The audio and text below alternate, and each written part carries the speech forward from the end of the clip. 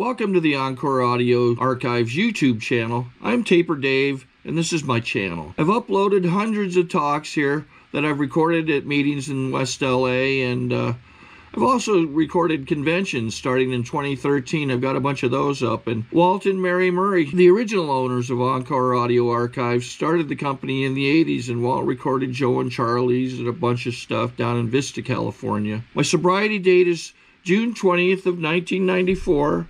I hope you find something you like, so please like and subscribe to my channel and comment down below.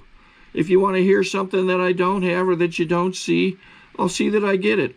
Anyways, take care and have a great day if you want to. All right. Out of courtesy for others, we ask that you refrain from talking and text messaging while the meeting is progress. Now it is time to introduce the main speaker with a voice, Chris.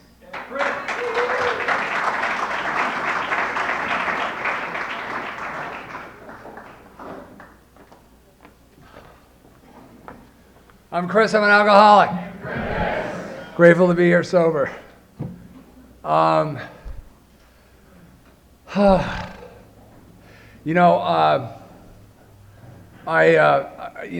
actually thought about coming here tonight because Laura asked me to speak. Thank you, Laura, for asking me. And I spoke at this meeting a long time ago, and it's kind of an honor and sort of a privilege to speak at any meeting of Alcoholics Anonymous. But this in particular, I've sort of grown up in Alcoholics Anonymous on the west side of LA and always heard about this meeting, never really went to it.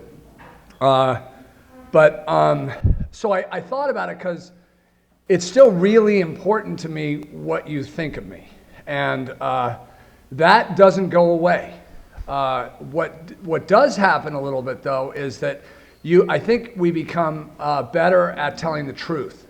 I was listening to Kristen read the traditions and Adam talk without a voice, and I was thinking how courageous we are to do the things that we do on a daily basis without, and a lot of people, I was talking to somebody before I came over here that I got a haircut today, and I was talking to her. I told her I had to speak, and she goes, "Public speaking is my biggest fear," and it used to be one of my biggest fears. I come from a family of public speakers, and it was still a big deal for me to do it. And I used to think, before I got sober, before I got conscious, there's a little stool here.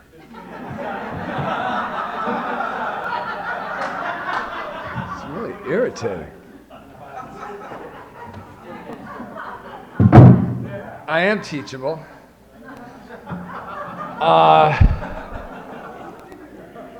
I used to think that I have some people I want to thank. No, it's the wrong meeting. The last time I was here, I actually had an agent. I was an actor, but not anymore. In any event, I used to think that people that did stuff like public speaking and acting and that kind of stuff didn't have any fear, that's how they were able to do it. And what I didn't understand was, and I learned it in Alcoholics Anonymous, everything I learned that is of value to me today, I learned in Alcoholics Anonymous, was that courage is in the absence of fear. It's the ability to walk through it. And I always thought that, I couldn't do the things I wanted to do because I was afraid to do them. And today I know that I can do whatever I want to do, and having fear about it is almost a gift in some way. I worked as an actor for a while, and I remember being on this movie set at about 3 o'clock in the morning in Toronto. It was freezing cold, and I had to go to work at 3 o'clock in the morning, and I was really nervous to go to work, and I wanted to do a good job, and I was on this sort of my first movie, and I was just all like excited about it, and I was nervous. And at 3 o'clock in the morning, and I said it to the guy I was working with. He was this old character actor from Canada, and he was like, "You're really lucky. I don't care anymore." Do you know how hard it is to go to work at 3 o'clock in the morning when it's 30 below zero and you don't give a shit? And I was like, and it was like a moment of clarity for me that nerves are a good thing. Nerves give you energy to do things. And I mean, that's kind of the stuff I've learned. And this is sort of a little esoteric, and I'll get to hope, experience, strength, and hope. But the truth is, this is what I really believe, is that, that drugs and alcohol weren't my problem. My problem was life, and my problem was my attitudes and my perception, and the fact that I didn't know how to do this thing. I thought everybody got a manual and mine was lost in the mail. You know, I did not know how to do it, and I learned how to do it here. When I got here, I thought that everybody in the world, and I swear to God I thought this, woke up every day wondering what I was doing that day. I really did. And I had a sponsor, and I'm not kidding you, I really honestly thought this. And like most alcoholics, I had evidence of this. And I had justification for it because I wasn't crazy. I really did have justification for it. And that living with that is a great burden. But today, I think everybody in the world ought to get up wondering what I'm doing. I know they're not, but they ought to. So that's sort of the difference. Not necessarily a good difference, but that is a difference. In any event, I was with my sponsor. We were on a plane going somewhere. And he looked at me one day and he goes, "Do you realize that there are 1 billion people in China who don't know who you are?" And I was like, no shit, man. Undeniable fact, you know, they were there and they didn't know who I was. So, and that was a great relief for me. God, I'm really upset I wore this jacket tonight. I usually don't get dressed for an Alcoholics Anonymous meeting. I mean, I get dressed, I put clothes on, but I don't get dressed up because I got sober in the East, and we don't have that tradition, although now they have the Atlantic group in New York where people wear suits and ties to speak, and I'm not wearing a suit and a tie, but I did get dressed up, and I was thinking about, should I get dressed nicely or not nicely, or just wear what I normally wear, which is like a t-shirt and a shirt, like my friend Tom. I decided to get dressed up, and I thought, what does that mean about my thinking? Like, what does that mean about changes? It doesn't mean that I've suddenly gotten like respectful of Alcoholics Anonymous, because I've always been respectful of Alcoholics Anonymous. I've been sober for 22 years, and there's nothing in my life that I care more about than Alcoholics Anonymous. Getting dressed up has nothing to do with that for me. It does for some people, and I understand it as a showing of respect, but for me, getting dressed up meant that I could change my mind about something, that I could do something different than what I normally do. That is the great gift for me of recovery, is to be able to change who we are. Joseph Campbell said the privilege of a lifetime is being who you are.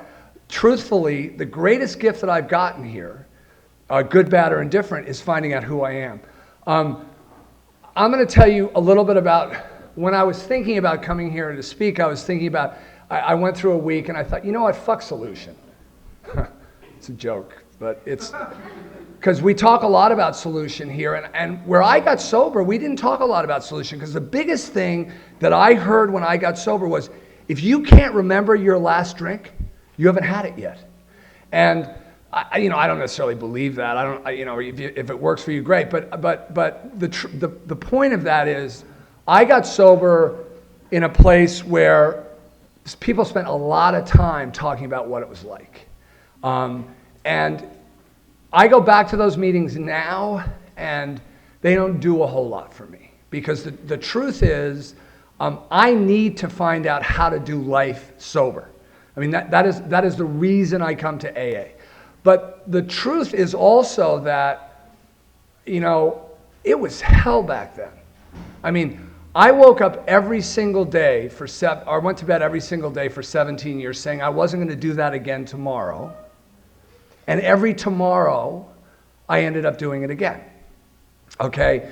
And, I'll tell you, I was born here, and I had an amazing life. I was given everything you could possibly want when I was born. I was given everything. And all the stuff, and I had a nice family and all that kind of stuff. They were crazy. They were alcoholic. Both my parents were alcoholic. My dad died of it when he was 60. He was bright yellow, and he my father, God bless him, he wrestled with this disease for 30 years. And he got sober. I mean, I remember speaking to him when he got out of Betty Ford, and he had it. I mean, he was different. Now, I wasn't sober when he died. I got sober about 8 months after he died, and I don't think that's coincidence. I truly believe some of us die so the rest of us can stay sober, and I carry my sobriety every single day for everybody I know and everybody I don't know that has died from this illness. But he struggled for 30 years, and I remember, I mean, I used to carry him into St. John's, and I used to, you know, he just had that unbelievable, and we got high together, we did all sorts of stuff, and it was, for me as an 18 to, 26-year-old, it was fun. It was a little weird, and it was a little disconcerting, and it was a little like, I don't think this is the right thing to be doing with your father, but it was fun, and he got the best drugs in town, and it was, it was all of that.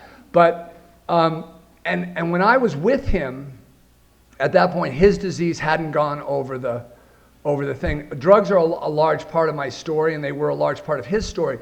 But what he taught me, as well as another friend of mine, but my cousin, who was my best friend, who died of this illness in 1985 too, and I got sober February 17, 1986, was that alcohol is the worst. Alcohol took these guys to places that none of us had ever gone before. And but anyways, when my family gave me a good dose of this alcoholism. I have a family where alcoholism doesn't just run, it sort of gallops. I'm Irish, and I've heard it said that God invented alcohol to keep the Irish from ruling the world. And that's, that was true. And Sorry to interrupt your viewing. Taper Dave here. Just wanted to take a second to ask you to like and subscribe to my channel. Let me know if you like what you're listening. I've got some very good talks here, and this one's a great one. Just curious, do you think this is better than Zoom? Tell me what you think. When I was, when I was up until the age of 13, I had a really happy life. I grew up on this beach down here, and I played, I had friends. I was, I remember back on those times as being really happy and contented and not full of angst and stuff like that. I didn't have any of the stuff that I associate with my alcoholism until later in life. And when I was about 8 years old, my parents divorced. I moved back to New York. Two of my family members were murdered in a very public way, and my family was freaked out, and I was terrified, and I was angry. And I was dealing with an insane mother and all that kind of stuff. And it was 1969, and I was in 8th grade, and there was all sorts of activity in the culture around drugs and alcohol, and it was seeping down to my grade. And there were these three friends of mine who would get together and drop acid on the weekend, and they kept trying to get me to do it with them. And I had always said no. They asked me repeatedly all the time, and I would say no, because even back then, I knew there was a thing deep down inside of me that said, this is the wrong thing for you to do. And I listened to it. And then one day, I remember it like it was yesterday. I was walking down this road in Bedford, New York. And these two kids were with me, two of the three were with me, and they said, you want to take some of this window pane? And I just said yes. And it was just like that. It was that simple. And I basically turned into Nancy Reagan for a second and said, and I said yes, and I went back and I took this acid and I sat on this thing, and my sister was running around the pool table, and I just was waiting for something to happen, that anticipation of something changing. And I sat there and I waited, and I remember my sister running around and stepping on my foot, and her foot went through my foot, and I thought that was the funniest thing that ever happened. I spent the next 7 hours laughing and watching the walls melt. And what struck me was I was out of myself. I was out of myself. And the other thing that struck me was from that moment of changing my physical, mental, and spiritual essence, which is what happened to me on that LSD trip. The most important thing to me for the next 17 years was where I was going to get my next drink and my next drug. And it didn't matter really what I took. See, I truly believe, for me, that I was born sort of with a hole. I don't think the hole I found the hole later in life. I mean, at 13 years old, it was there. And that thing filled it. It absolutely filled it. And I would spend the next 17 years chasing that high. And I took, basically everything. My favorite drugs were opiates, but I took anything that I could get. I was basically a pig from the gate if I couldn't do heroin or methadone or painkillers, whatever, Percocets, all that kind of crap. I would drag around a bottle of Johnny Walker Black. And I remember being, and it didn't really, this thing, I mean, we don't do all this stuff because it's bad from the get-go. I mean, it works in the beginning. It worked for me in the beginning. It worked for a good 6 years. I mean, until I was 19, 20 years old. And I talk about, and I heard it in Alcoholics Anonymous, is like addiction being like an 800-pound gorilla. And you keep dancing until the 800-pound gorilla stops dancing. And an 800-pound gorilla will dance wherever the fuck it wants, And my 800-pound gorilla, danced in a lot of places. And and it was fun. For the first 6 years, it was really, really fun. It was, the 1970s, and dope was cheap, and people were doing it all over the place. You could get high on airplanes, and it was, there were discos, and it was wild.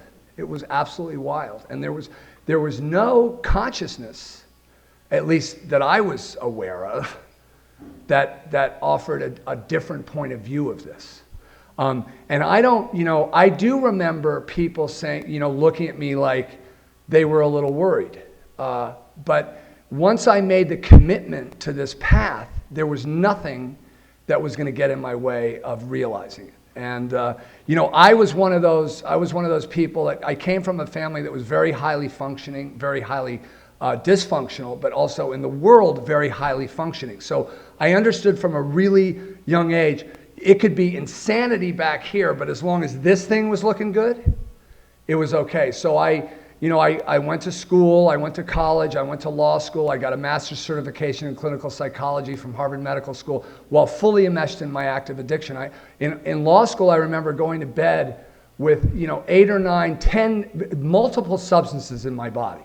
Because I believe basically in better living through better chemistry. I mean, that was my thing. I would, get up, I would take something to get up, I would take something to sort of measure out the morning and the afternoon, and I'd get, it was continuous. And I took lots and lots of stuff. I had an unbelievable constitution. And I remember being in, in law school, and I was taking all these drugs, and I remember seeing an article in Time magazine, I think, they had done a study on obese, depressed women, and they had found this drug called Diaped nose spray, and it was unbelievably expensive. It came in a thing about this big, and they had given it to these women, and it really didn't have any effect on the women on their obesity or their depression, but the study found that it improved their memory. So I read this study and I thought, that's my answer. I got to get some of this Diaped nose spray. So I spent literally 2 years like harvesting this stuff, which was like $50 a little bottle, and stuffing it up my nose while I was doing all this other insanity. I mean, that's sort of that's the insanity of this disease. I remember I would always end up in a jail or an overdose thing. I overdosed a lot of times because I spent a lot of time taking methadone, and as methadone is really difficult to measure because people cut it and they make it dirty, and sometimes you get clean. It's a nightmare. So you can never tell, and it doesn't react in your body right away. It's slowly. So you go to bed and you don't wake up, and that's what happened to me lots and lots and lots of times. And I remember thinking it always seemed to happen in winter. I ended up in Bellevue on winter with a thing in my lungs because my lungs had collapsed, and I ended up in a St. Elizabeth's Hospital in Brighton the night, my uncle was the senator from Massachusetts. It was the night of his victory party, and I have a picture of me like getting an autograph from Robert Redford and my uncle, and I'm like this, and there's like these two guys, and I went home, went to bed, and didn't wake up, and ended up in this hospital. And I remember thinking, the problem with this is I don't do winter well. I mean, I really believe that because I was born in California, and I had, I heard about that diet. What's that macrobiotic diet that you eat the same foods from where you grew up? And I thought, that's my problem. I really need to move to a warmer climate. I mean, that's the insanity of this illness. In any event, at the end of all of this craziness, I remember, I knew I was a drug addict and alcoholic. I hear a lot of people talk about they didn't really know. I knew when I was 20 years old. I had gone to Georgetown University because I was at Tufts University, and I really had every intention of succeeding and living a good life and being successful and changing the world and making a difference and all of this stuff, being of service, all the shit that we learn in here. I had that. I mean, a lot of it was dressed up in ego and ambition, but I had a lot of it, and I really wanted to do a good job. And so I went to Georgetown because I knew they had an American Studies program there, and I was interested in American history and literature, and I went there to study Jefferson and Fitzgerald. And the problem was I moved in next door to a commune of heroin addicts, and they lived in this little house, and I never left the house. And so that was sort of the end of Fitzgerald and Jefferson, and hello to emergency rooms and police stations. But from that day, and I remember calling this doctor I had known, and he had been treating me. He was a very, very well-known psychiatrist at Harvard Medical School, and he had treated me, and I called him up and I said, "Hey, doc, there's something wrong with me. There's like ants crawling in my bones." And he goes, "Well, what have you been doing?" I said, "Well, I've been doing a little bit of heroin." He goes, "Well, that's probably it." And I said, "Well, okay, but what are you going to do about it?" And he said, "Well, you got to stop taking the heroin." And I said, "Well, okay, but what are we going to do about the ants? Because they're not going to, you got to prescribe something for me." So basically that was the beginning of me getting, the next 10 years of me getting doctors to prescribe illegal narcotics for my addiction. But the truth was that was my first surrender. And actually, that was the moment I knew that I had a problem. Now, I was 20 years old. I got sober when I was 30. And I will tell you this, and everybody in this room probably knows this, because if you're anything like me, you've tried. Most people that don't know about this illness think, "You guys, just stop drinking. Just stop using." Well, we tried that. It doesn't work. I mean, I tried everything. I tried everything humanly possible to arrest this disease. It talks about it in our literature. I mean, I tried everything. I tried experimental drugs. I used to take naltrexone and all this stuff that was completely experimental back in the day, that were blocking agents and all this kind of shit. I would put this stuff in my body. If I wasn't clean, I would go into unbelievable convulsions for 5 or 6 hours. But that's how badly I wanted to get sober. I tried geographics, I tried changing girlfriends, I went to graduate school. I used to lock myself in this apartment. I found this amazing apartment, I thought, in Boston, Massachusetts. It was below ground. It was literally below ground. And I remember I had this really good friend of mine who was from South Boston. He was a fighter. He went to Harvard. He was completely straight. And he was my only friend that was left that wasn't a pharmacist or a drug dealer. And I remember calling him up, going, "Jack, you got to get over here and see this apartment. It's amazing." And I remember him walking into this apartment that was literally below ground. And out back there was a patio, but the people who owned the building had built this deck over my deck. Like, so you had to crouch under my, it was the worst apartment in the world. And he came in and he looked at the apartment and he went, and I saw him look at me like, "There's something wrong with you. If you think this is a good apartment, there's really something wrong with you."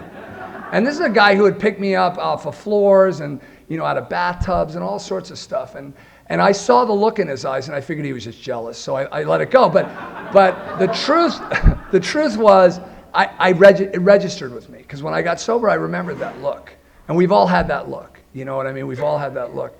And so at the end, I was in that apartment, and I would have this girl I was living with at the time lock me in that apartment while I detoxed from whatever it was I was detoxing. And look, I understand that there's a lot of issue about drugs and alcohol and Alcoholics Anonymous. My personal opinion, it's only my opinion, is that it doesn't matter what you took, because we're alcoholics and addicts are all running away from something. We just use different color sneakers. I also heard that in Alcoholics Anonymous.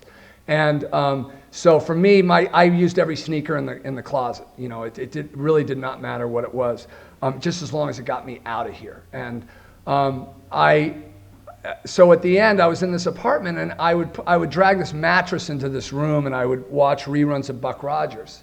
And I don't remember why I remember Buck Rogers, but I hated Buck Rogers. But I would watch this show, and I would writhe on the mattress, and I would look out. There was one window in this den. That was the only room that it was halfway below ground. And so I could see the people walking outside, and I could see men in their suits and women in their nice dresses with their purses and men with their briefcases. And I'd watch them walk by, and I'd think, how the fuck do they do that? I mean, how do they navigate life? Because I had accomplished a lot in terms of the resume.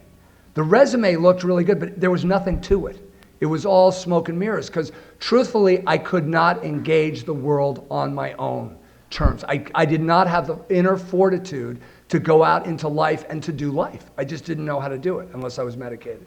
So I would sit on this bed and I would kick, and for 5 or 6 days, and then I would start to feel a little bit better, and then the door was unlocked. But when I got sober, I realized there was a key to the back door. And I always tell this story because to me that's so profound, that I was locked in this room that wasn't really locked, and that I completely forgot that I could get out, because that was how strong my desire was for what we have here, which is a day of sobriety.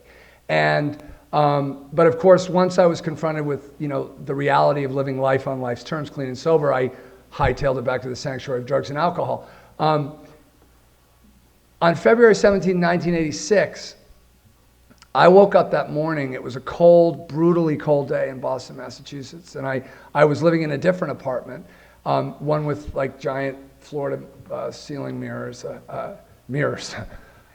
windows, that overlooked this street that I love called Commonwealth Avenue, and Winston Churchill said that was one of the most beautiful streets in the world, and it wasn't beautiful that morning. It was cold, and it was bleak, and it was my life, and I had finally come to a place where, this was bad enough, I guess. And I walked to these windows and I thought, I got to kill myself. But I didn't know how to kill myself. I'd never really had suicidal ideation. I used to lie in bed in that apartment that was below ground, and it had this long hallway to the front door from the bedroom. And I would think, because at the end, drugs and alcohol stopped working. I mean, for many, many years, I could not get high on anything, pretty much. And I would think, if I start running down this hallway with my head down into the door, would I die? That's what I would go to sleep with, pretty much every night. And I never really figured it out. I never really tried it, but I figured it would there was too much of a risk of, paralysis or not working or feeling like an idiot. And so I didn't do it. But this morning that I was at this other apartment, I was thinking, I got to kill myself. But then I thought, okay, I can't do that. I don't know how to do that. I didn't have a gun. What's plan B? And plan B was basically surrendering. And everybody knows what that is like, I think, in this room. A lot of people out there don't. Nobody in my family ever knew what it was. Nobody had ever talked about surrender. Surrender was weakness. Surrender was bad. Surrender was never, ever, ever what you did. In my family, every man could make a difference and every man should try. Surrender was not in anyone's vocabulary. So for me to come to that took many, many years. Many, many years of trying, many, many years of continuous thing. When I talk to people today and they say, well, how did you do it? I said, the only thing that I did right in those 9 years was I didn't die, and I stayed connected to some kind of treatment. And I wasn't going to AA. I did go at the last 2 years, but that's I'll tell you how I got to AA. Anyways, I basically fell on the floor of a heaving, hulking, critical wound of humanity with so much desperation that I became willing to do anything. And that was to call the one guy in the world I didn't want to call, who was my cousin who had gotten sober a year before, who I had competed with my whole life, and who when my best friend and his brother had died of a drug overdose in Florida had called me up and said, we can't use during this. And I said, fuck you, I just lost my best friend. You think I'm not going to use my other best friend? And I called him up and I said, tell me what to do. And he said, go back to Alcoholics Anonymous. Now, I didn't tell him that I had already been to Alcoholics Anonymous, that it hadn't worked, obviously. I said, okay. I would crawl on my belly over broken glass if that's what he had told me to do. I had gone to AA 2.5 years before when I was sitting in a hospital in Cambridge, Massachusetts for the umpteenth detox. And the doctor who I couldn't con said, you should stop drinking. And I said, drinking's not my problem. Heroin's my problem. And he said, yeah, but when you drink, you do cocaine and then you do heroin. And I got that. I mean, I got that sort of junkie logic, right? So I said, okay, I'll control my drinking. I'll have 4 drinks a day. And I drank at this place called Brown's Steakhouse. But the point was, that had really big drinks. But the point was, I said I would go to a meeting, and there was a woman in my family, one of my aunts, who had gotten sober. She was a terrible alcoholic. I mean, you opened a bottle of booze around her, she fell down. And she was pathetic to me. I mean, at the time, she was like, but I called her, and she took me to this meeting. And I remember walking into this meeting, and you see, a huge part of my story, as I said in the beginning, was that I came here and I thought everybody in the world woke up wondering what I was doing that day. The flip side of that is that when I walked into that Alcoholics Anonymous meeting, I actually believed that nobody had the same problems that I did. That I was so terribly unique that nobody could possibly understand my situation. I had unbelievable pride and arrogance. And I didn't know it at the time, but I know it now. And my pride didn't say, you've fucked up your life for the last 17 years. No, my pride is a little craftier than that. My pride told me that my addiction and alcoholism was a problem of my own making, and only I could solve it. But when I walked into this room, and it was in the same hospital that I was working at as a counselor, counseling drug addicts, and actually, it was brilliant, because this is a total junkie thing, which I just, and I'm gonna tell you guys this because it's important for me to remember what I was like, because when I got sober, somebody said to me, "You're gonna get to do sober everything you did drunk," and I was like, "What?" And you know what? I didn't understand what he was talking about at the time, but he's right. Now, I haven't done everything sober, and I've done a lot of things that I never did drunk, and I've done them sober that were not so good, okay? But the truth is, alcohol and drugs were not my problem. I have a disease of attitudes and perception. That's why it's critical for someone like me to find another way of life that will allow me to change who I am. Bill Wilson said, you sober up a horse thief, you've got a sober horse thief. Mahatma Gandhi said that a guy who conquers himself is greater than the man who conquers 10,000 armies. That's cleaning house. That's, working the steps. That's what I need to do. But the guy who walked in here, was a stone cold, junkie who would basically lie, steal, and steal to get what he wanted. In any event, I walked into this AA meeting, and I heard a guy in this hospital that I was working at. Basically, I had convinced people that I knew to send money to this institution to pay me a salary to go through a year's program to get a certification in clinical psychology with an emphasis in addictive behavior when I wasn't sober. I didn't think there was anything wrong with that at the time, but there was a pain in my gut about it. We do a lot of things. We do them drunk and we do them sober. And many things that we do don't seemingly affect us at the time. This affected me because I had gotten letters from people, Chris, we're so glad that you finally blah, blah, blah. We're so proud of you, blah, blah, blah. This is so wonderful that you finally found your way out, blah, blah, blah. And I read those letters, and I took that money, and I paid myself a salary, and I did this program, and I would give all of the clients from this methadone clinic their methadone, and when they put the cup, I'd throw it in the garbage can, and when they all left, I went to the garbage can. Because that's what we do. And I didn't feel particularly good about it, but I was powerless not to do it. And when I walked into this AA meeting in the same building that I was doing that stuff in just a little while before, I heard a guy just like me. And he talked about heroin and alcohol, and I couldn't believe it. I absolutely couldn't believe it. I could not believe that there was somebody else on the planet that felt like me, that acted like me, that seemed kind of like me. that would be somebody that I seemingly would like. And so from the moment I walked into Alcoholics Anonymous, I felt at home. Now, I would like to tell you that that was the beginning of my sobriety. It wasn't. It took me 2.5 years to get sober. And as I said before, the only thing that I did right was I kept coming. I heard somebody say, one of the birthday guys, that he comes even when he doesn't want to. We used to talk about smart feet. You know, have smart feet. Bring your ass, the brain will follow, the mind will follow, all that kind of stuff. I listened to it. To me, a good meeting was a good war story. I looked at the steps on the wall. I said, I've done those. I read them. I read the steps. If I read them and I understood them, what part of that do you not understand? I get it. I'm a smart guy. Okay, turn my will and my life over to the care of God. I really don't know what God is, but I'll do it. Whatever. You know, return to some kind of sanity. Okay. Do a fearless and searching moral inventory. Okay. I mean, I didn't really do it, but I understood it, so I kind of did it. Right? In any event, that was my approach to AA, and it got me what I got, which was not much. But what it did do for me was it convinced me that, like it says in chapter 3, that I could try to control my drinking and drugging. So what I did was I tried to use a drug just long enough so I didn't get the physical. See, to me, the whole thing was physical. If I didn't have a physical addiction, I was okay.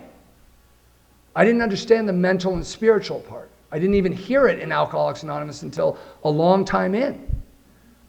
Probably until that day that I surrendered in front of those windows. You know, I honestly believed that if I could control these things, that I could have a life with them and everything would be okay. Now, anybody who's tried that knows how miserable that is. That is, you know, that's white knuckle insanity.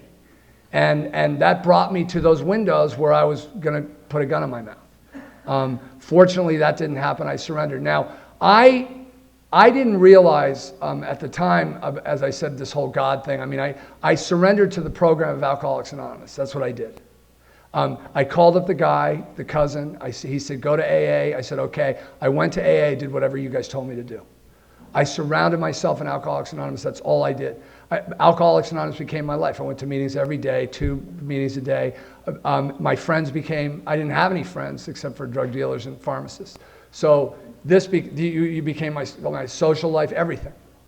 The spiritual part I didn't get until a little while later, and I was in New York, and I was trying to be an actor, and I was walking around the streets of New York with this bag. I looked like Robert De Niro in The Mission. It was you know, a big heavy bag, and it was sort of penance. I would walk around and go on these auditions. And the thing about New York was very dangerous for me. It was a place that I'm almost done. Anyways, a guy said, throw your shoes under the bed, because I would see all these bar signs and prescription signs, and they were blinking at my sobriety, and he would say, throw your shoes on the bed as a way, find a God of your own understanding. And I did it, and within 60 days, the daily obsession to use drugs and alcohol vanished, and it hasn't come back for 22 years. That's a miracle, okay? Because that thing had me every single day for 17 years. My life in sobriety has been beyond my wildest dreams. It's been messy, difficult, wonderful, growth every step of the way. You know, it seems like every time I hit a plateau, I get to do something else. I met a woman who means the world to me now, that I get to figure out that part of my life, which has been the root of a lot of stuff for me.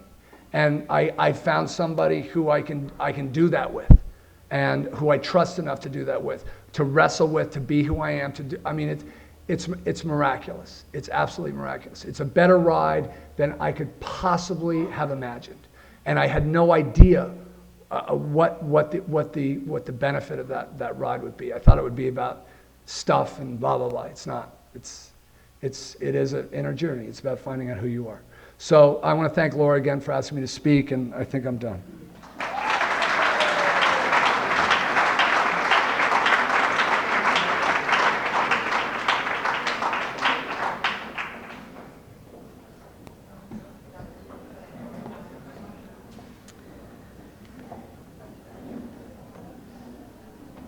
I'd like to thank John for reading chapter 5. I think we got a great talk going on here. Thanks for watching the channel. Taper Dave here. Just curious. Do you think this is better than Zoom? Okay, this is how I prepare my drone for launching. I like to do it inside the cab of my truck so I'm not standing outside in the weather. To install the joysticks for control, up and down, right and left, powered on. I have an Android phone that I use to connect it to the drone with. And it's actually controlled through the iPhone, through an app. Oops, wrong way. It's actually controlled through the iPhone, or through this Android phone, through the app. It's actually controlled through the Android phone, through an app, and you connect it through this short connection right here.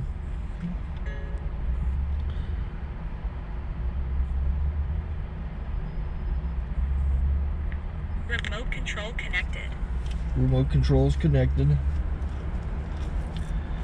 So I pull out the drone. I have to extend the legs. Long legs extended first, then the short legs. Remove the gimbal protector. Set that aside, then power it on one short burst and one long burst. I lay it down. So I have to go to calibrate. So the drone's not connected yet. It shows you here as this drone gets disconnected, even though the remote's powered on. So the drone has to establish it's connected. So I go into the app to calibration mode. First I'll calibrate the remote controller.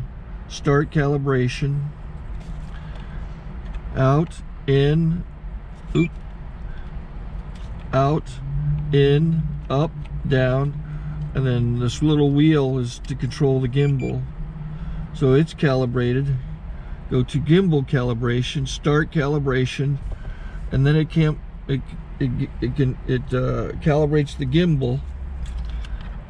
I don't know if that shows up. The gimbal's moving all over the place.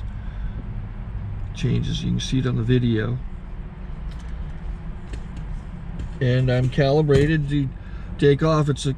It's acquired 7 satellites at the moment. There are 26 satellites up in the sky, which it has to acquire before you can take off. So it's connected. It's got enough satellites. This is white. I can go to press this little arrow button, swipe right to take off, and it would start the motors if I slid this to the right, but I'll wait till I get outside. Don't want to do it inside.